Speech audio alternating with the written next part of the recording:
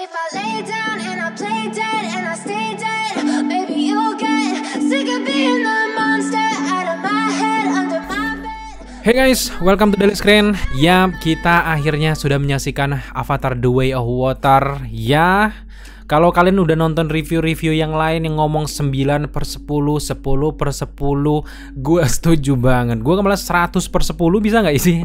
Karena emang film ini tuh gila sih. Avatar The Way of Water jadi film terbaik gue sepanjang sejarah. Karena film ini emang sekeren itu guys. Sebelumnya gue emang bener-bener ngefans sama Avatar 1. Dan sebelum nonton film ini gue tuh agak skeptis apakah bisa membuat film ini seberhasil film pertamanya. Dalam hal kualitas, ya benar-benar berhasil The Way of Water sesuai dengan perkembangan zamannya. Tapi untuk segi view kita belum bisa menilai sejauh itu karena kultur habit orang dulu nonton bioskop tuh lebih keren daripada sekarang yang lebih banyak layanan streaming. Gue agak skeptis ya untuk menyaingi rekor penjualan yang pertama. Tapi gue cukup optimis karena setelah menyaksikan The Way of Water, film ini memang gak bisa ditonton cuman sekali guys. Kayaknya mungkin konsep James Cameron ini untuk film ini bisa laris jadi film terlaris seluruh dunia sepanjang masa itu kayak gitu kali ya. Karena kita dibuat gak puas nonton sekali dan kita harus nonton berkali-kali. Bahkan gue 5 kali kayaknya mau nonton film ini karena wah gila men. Di setiap elemen filmnya itu banyak sekali hal-hal yang harus kita nonton 3 atau 4 kali deh. Karena nggak puas men kalau nonton cuma sekali gitu loh. Kalian yang udah nonton pasti cukup setuju gitu guys. Nah tapi sekarang kita akan cerita sedikit gambaran dari film The Way of Water ini. Kurang lebih ya ceritanya tuh kayak klasik lah. Setiap orang setiap film kalian pasti pernah ngelihat kisah-kisah kayak gini. Ini kurang lebih tentang keluarga dari Jack Sully dan juga Neytiri yang akhirnya punya anak ya, kemudian juga punya anak angkat. Ada juga anak manusia yang diangkat, banyak yang angkat-angkat di sini ya. Intinya adalah Jack Sully dan juga Neytiri ini setelah sekian lama damai di Pandora, datang lagi alien dari langit. Kita dibilang alien di sini ya. Padahal kalau dunia nyata dia yang kayaknya kita anggap alien ya. Akhirnya datang umat manusia lagi untuk mengeruk kekayaan alam di Pandora. Akhirnya membuat Pandora berantakan, kebakaran sana sini yang membuat Jack Sully dan juga Neytiri dan juga kaumnya harus terpaksa berperang lagi untuk melawan manusia ini. Mereka mencuri alutsista dari manusia ini, mengambil senjata dan sebagainya, akhirnya membuat perang yang pada akhirnya membuat Jack Sully dan juga Neytiri ini akhirnya capek sendiri. Mereka ini nggak berhenti-berhenti dan gua harus memberikan keputusan. Akhirnya karena Jack Sully dan juga Neytiri ini adalah inti utama dari permasalahan yang ada, perang yang ada di Pandora, membuat mereka akhirnya cabut pergi dari Pandora dan mencari pemukiman lain untuk mereka hidup damai. Maksudnya damai gitu ya. Akhirnya mereka datanglah ke Metkayina. Ini kayak bangsa, kalau Pandora, kalau Na'vi yang di Pandora itu kan bangsa pegunungan. Nah kalau Metkayina ini tuh bangsa dari laut. Jadi dari warna kulit mereka tuh cukup berbeda karena sering main panas-panasan kali ya. Jadi di sana kita ketemu dengan para kaum Metkayina, juga suku Na'vi juga. Tapi di sini ras Metkayina. Dan di sini kita melihat bagaimana intrik-intrik pertemuan dari sang keluarga.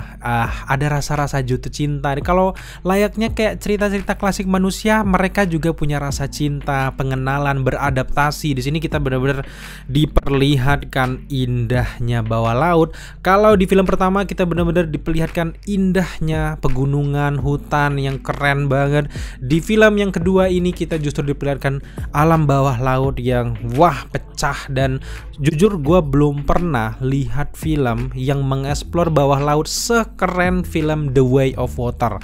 Bahkan kalau kita compare sama Aquaman ya jauh ya, film ini keren banget gitu sih. Jadi intinya adalah dari segi cerita film ini tuh biasa aja.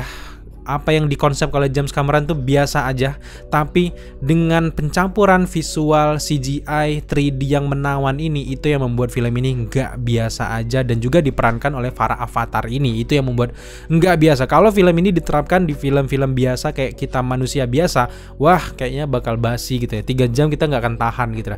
Nah ngomongin durasi, dengan keindahan visualnya, gue kayaknya kalau film ini dibuat 6 jam gue sanggup nonton 6 jam asal bawa ini ya, bawa toilet sendiri ke dalam gitu ya.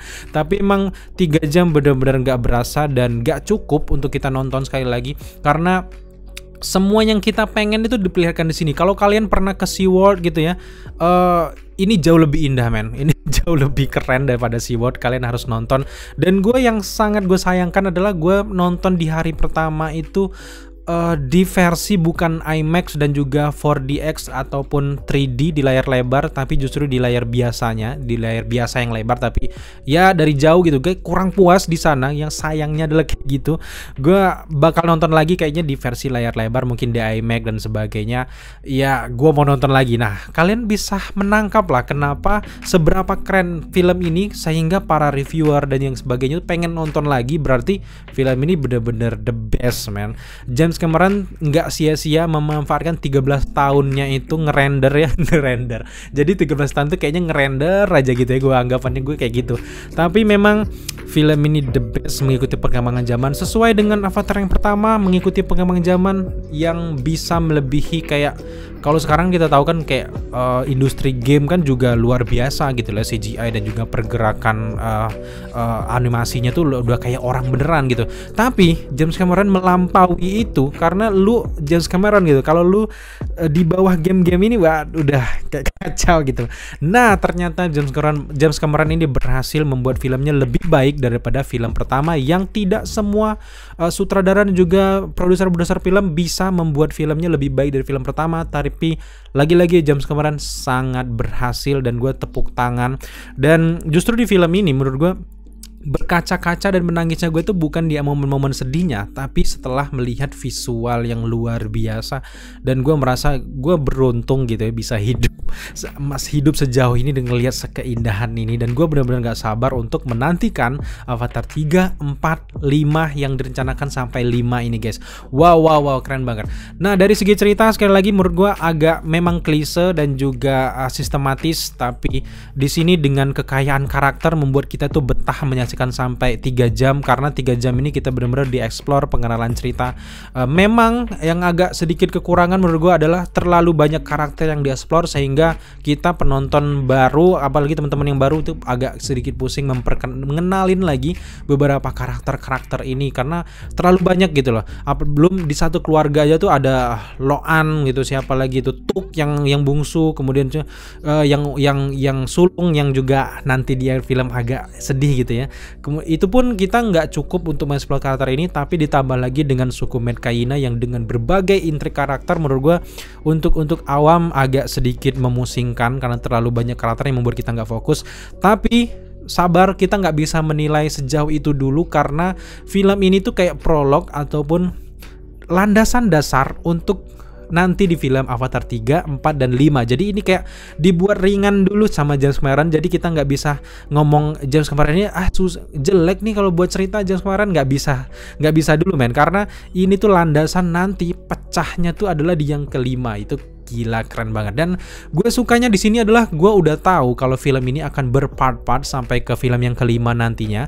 Tapi menariknya James Cameron nggak membuat film ini menggantung sama sekali. Di sini klimaks ada dan penyelesaian film itu jelas selesai. Kayak kita nonton film Solo udah gitu aja, padahal film ini kan nyambung kan. Itu yang gue suka dan gue puas banget. Dan tadinya gue agak skeptis memang, aduh jangan-jangan dipotong kayak film-film lain, kayak film-film Marvel gitu, Avengers nanti dipotong akan ada kelanjutannya di sana gitu. Ternyata enggak.